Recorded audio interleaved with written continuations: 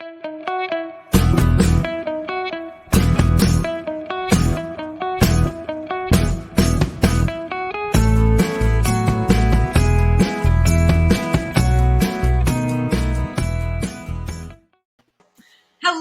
and welcome to another Bloom Room.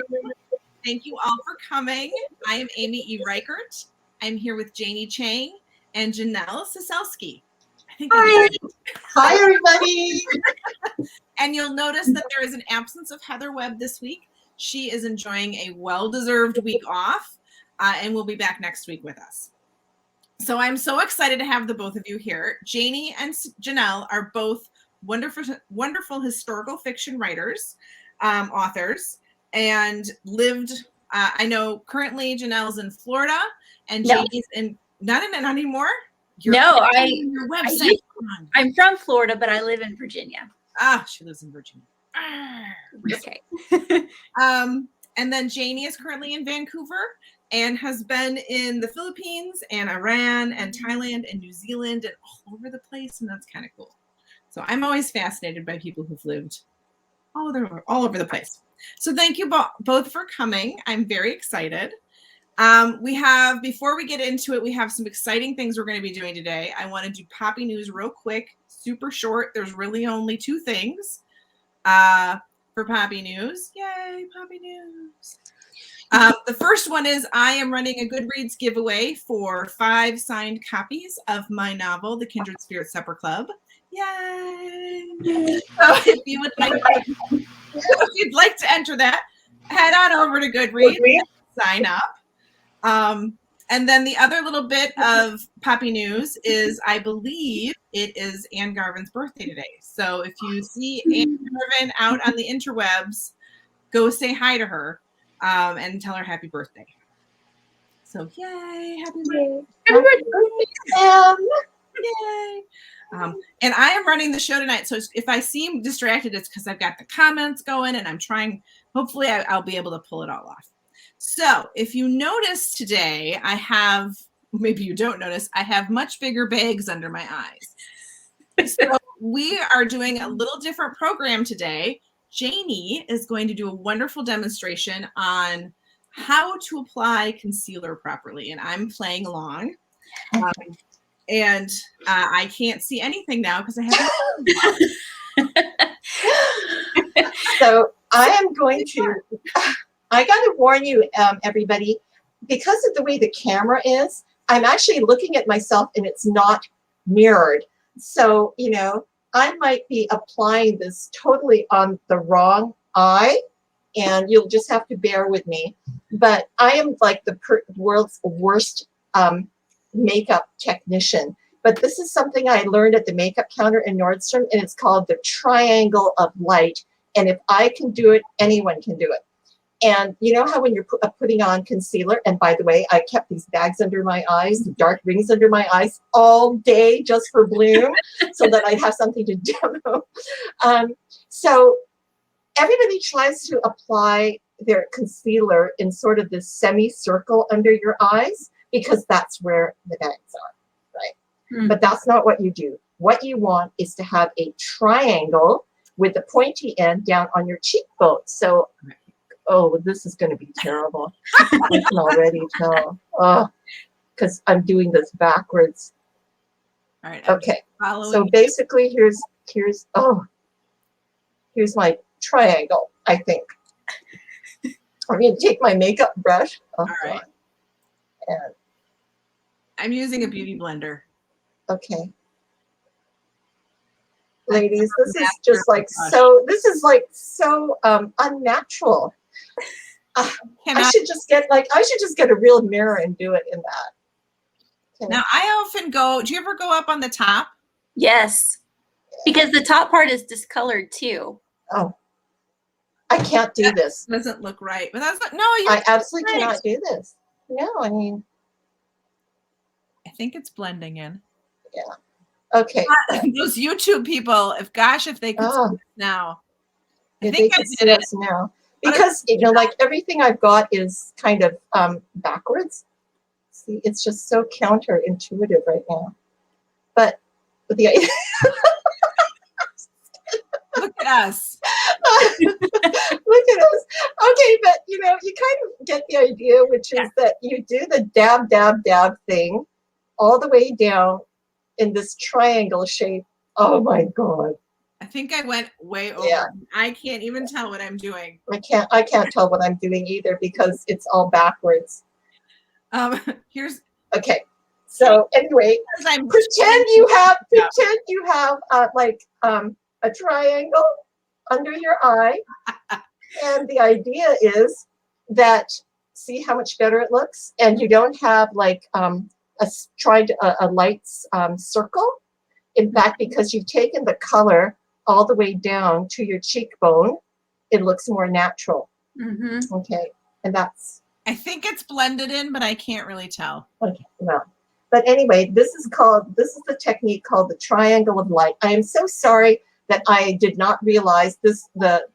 Unlike Zoom, StreamYard does not mirror your image. So I'm doing this as though I'm in like a backwards mirror and it's not working. I think you did pretty good. Yeah. I think. But anyway, you can tell the difference, right? So what you want is like that. Look, see, I can't even do it with my finger. A triangle. Yeah. Triangle. And I've heard that you tap it. You don't. And you dab. Or smear. See, you could just dab with your ring finger. Yeah. And it would be just as good, but I didn't want my fat finger to be hiding everything that I was doing. So, and then if you've got too much, then of course one of these just somehow seems to take away exactly the right amount. And then I also have a product, but you don't even have to practice. It works first time, honestly, because I'm such a klutz, but triangle of light works first time. So a dab in each corner, one in the middle under your eye, and then one down here on your cheekbone, and just dab everything there. So, haha. And then I have a product recommendation. So if any of you wear contact lenses and your eyes water at the first, like anything gets in your eyes, they water and all your eye makeup comes off. This stuff is like, eye makeup stays put so well. Urban Decay. This is like my fourth tube. Cannot live without it, especially, if you're using this. And I'm going to finally say to you what a girlfriend of mine said, which was, she always looks gorgeous, right? And I said, what did you use? And she told me this product, this primer she was using, blah, blah, blah. And then the next time I saw her, I said, but Karen, it just doesn't look the same on me. And she looked and she said, Janie, you have to practice. So this is what we're doing wrong, Amy. Like, we don't practice. And she is a former Miss Canada, and she still practices. Okay. Yeah. So you have to practice putting on makeup. But triangle of light requires no practice. It's like for idiots. If you're a makeup idiot like I am, it is so easy. I'm sorry about the demo. I'm sorry that it's not like the mirrored thing. I think it looks great. But I think it looks great. I think there's definitely, and I did my other eye real quick because I couldn't, but I feel like it's very clear difference between one eye and the other on you, that you can really tell the difference. Mm-hmm. Yeah, and you're not agonizing over that semicircle under your eye, right? You just take it down to your cheekbone. Yeah. And I am such a huge fan. Like, for me, I don't even mess with the brush, because like the brush, I feel like it gets picky with the brush lines and stuff. To me, a beauty blender is just idiot proof. You just mush it until it blends in. I like the brush for if you want it in a specific place for precision, but the beauty blender is good to get all those splotches and the lines and all that stuff. And then this is what I should have done. I should have used my phone camera as the mirror. Jeez, I'm so dumb. Now we know all the secrets. And then I always like mush off the extra around my nose, because there's always weirdness. Red stuff right here. Yes. Yeah. All the things. And then, the random discoloration. And I have to say, and I think I talked about this in an early episode, my favorite concealer is the Tarte Shape Tape. Oh, I've heard good things about that. It is, I find it doesn't sting my eyes. unless like, I go in the water and then it kind of does, but everything does then. But you can get it on the website, or Ulta, but it's not at Sephora. It's sort of proprietary thing that they don't carry it there, but it is fantastic. So I highly recommend Tarte Shape Tape for a concealer. So that's our fun little concealer episode. Oh, I still have which was way more stressful than I thought it was going to be. I should have prepared for this. It was like, so J'nell, I know you have a product that you're going to share with us today too. I do, but I feel like I should change it to makeup now that I'm on a makeup kick. You do what you want. So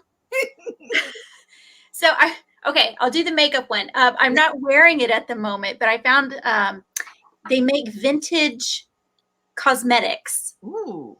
And their lipsticks are amazing. It's called Besame, Besame. And they're made in California. I forget where in California. But yeah, they use vintage formulas. So I have a red lipstick, and it uses the same exact formula from the 1920s. And it goes different decades. You can get something from the 20s, the 30s, the 40s, all the way up through the 70s, different shades. And they use exact ingredients and stuff that was made during that decade. And it is the best lipstick I have ever used. It's highly pigmented. It's rich. It stays on. It doesn't feather.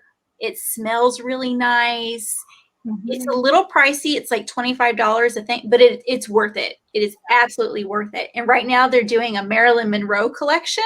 Ooh. So you can get the lipsticks and the eyeliner and stuff that Marilyn used. Like they went through her makeup collection and they color coordinated to the colors that she used and stuff. So Besame. I wish I had worn it tonight. I didn't know we were doing makeup. That's so great. That's fascinating. It is. Yeah, especially if you're a history buff, right?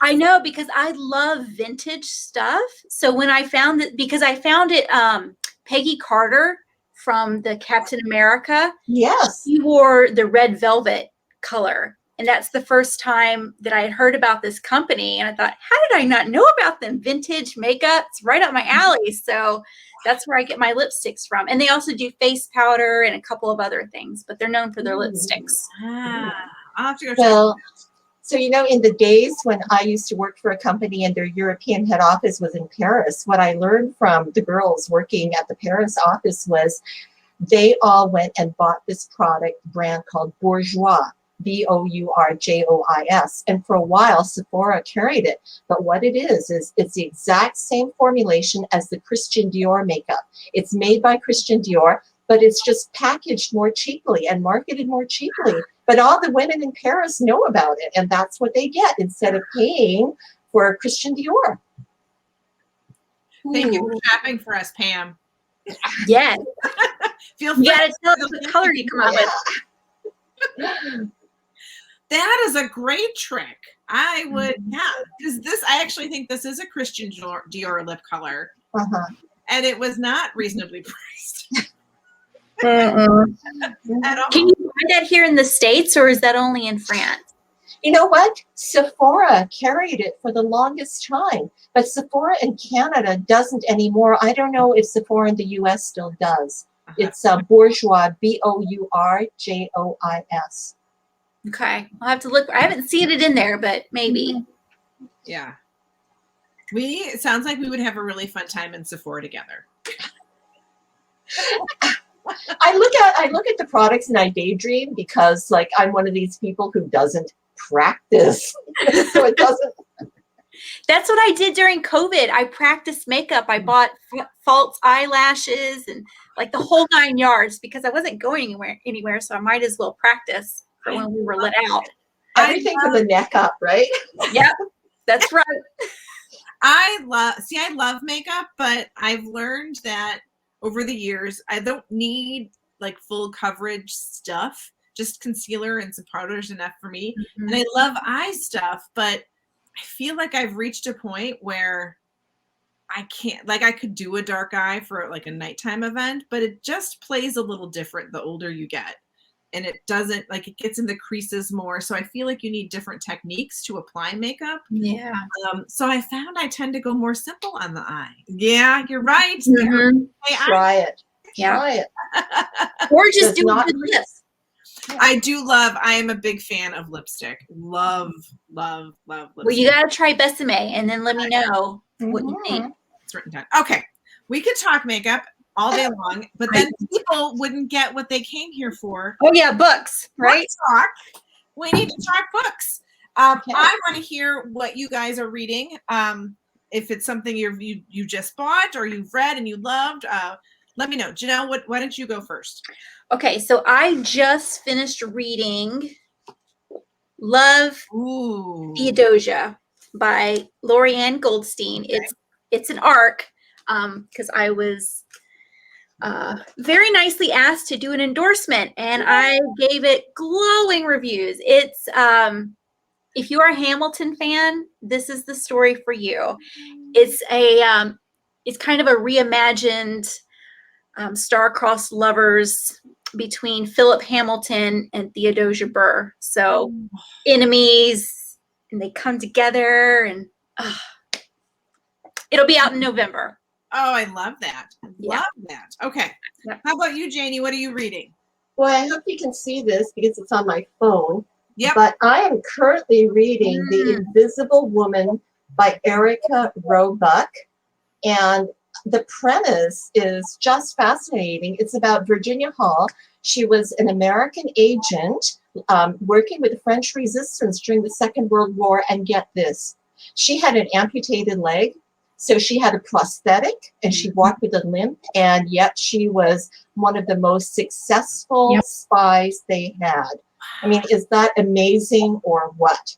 I mean, talk about someone with a disability who still manages to like sneak around and be very effective.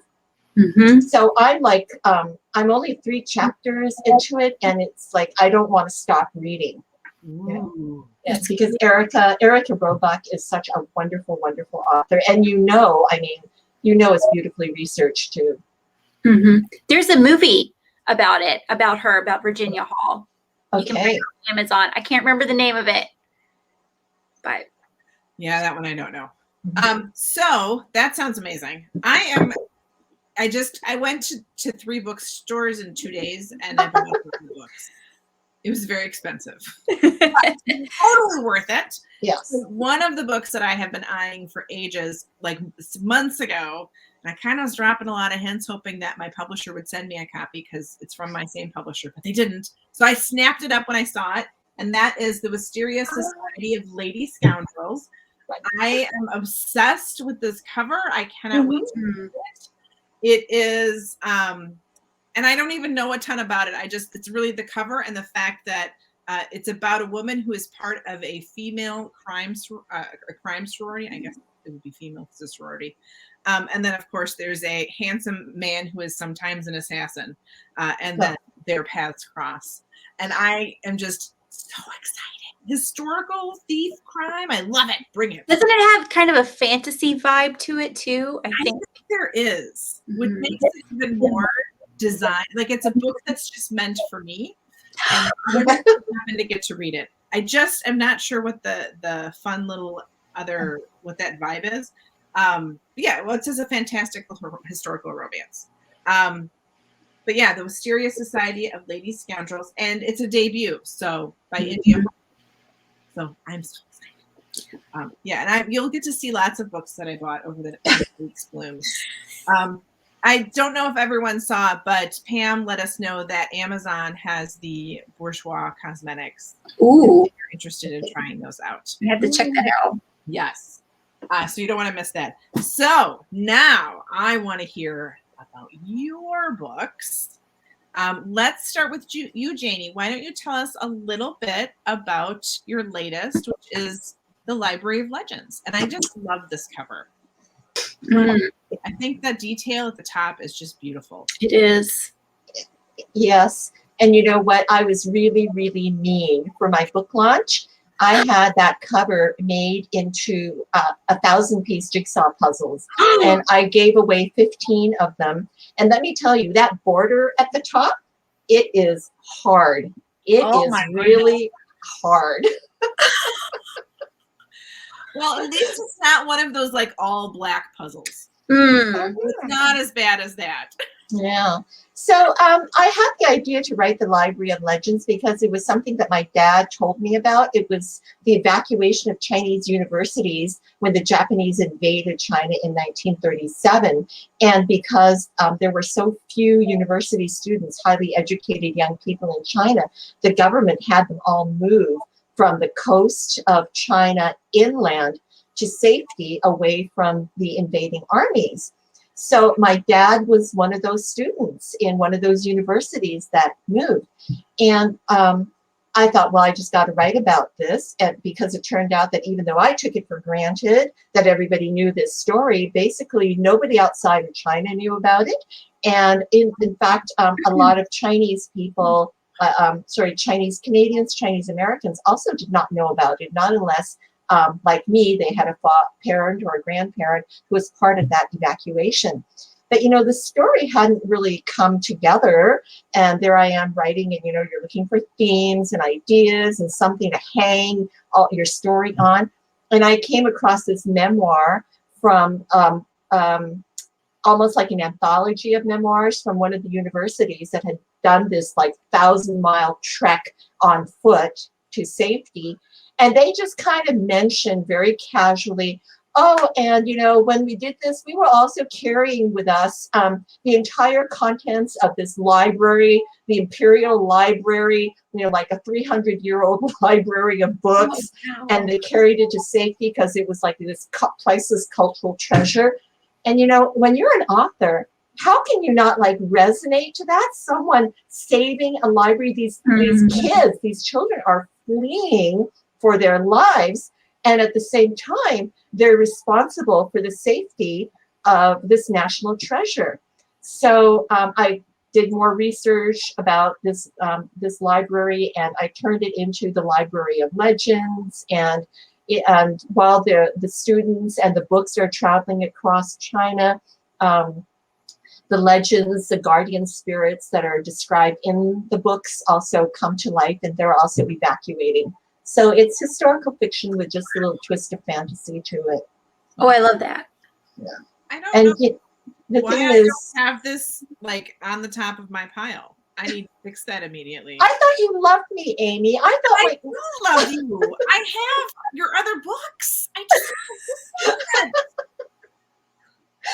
and I have to say that when you write about war, I mean, J'nell, I'm sure because you're also writing about a time of war, the research can get very difficult and very dark, right? And it can put you in a really sad place. Yes. So fortunately, because I was able to work the myths and legends of China, those into the novel and weave those in, for me, that gave the opportunity to write something brighter, more beautiful, use language that would lift readers above, the horrors of war. I love that. Yeah. So I'm always, as someone who loves fantastical elements in books, was that the primary driving force to incorporating that, or was there a different reason why you kind of wanted to incorporate that fantastical element? I just can't help it sometimes. It just, like I set out to write a straight up historical novel, and then things happen. As they do. As they do. And like I said, in this particular case, what brought all these legends to life was because, to me, after the Second World War, China was never the same. We all know what happened. There was a civil war, the communists took over, blah, blah, blah. And it just seemed to me like that all the romance of ancient China somehow just diminished. So that's why in the novel, the spirit guardians of China are leaving, evacuating, they're on a parallel journey to the students who are evacuating to safety.